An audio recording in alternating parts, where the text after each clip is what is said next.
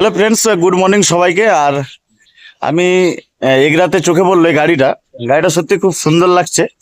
অবশ্যই খুব সুন্দর গাড়িটা। নাম হচ্ছে চেন্নাই এক্সপ্রেস। আর গাড়িটা চলে এগরা থেকে করুণাময়ী। তো অবশ্যই একটু ভিতরেও দেখাবো তোমাদেরকে কিরকম কি পজিশন, সিট গুলো কেমন দেখি। তো দেখো ভিতরে কিন্তু ফিনিশিংটা খুব সুন্দর।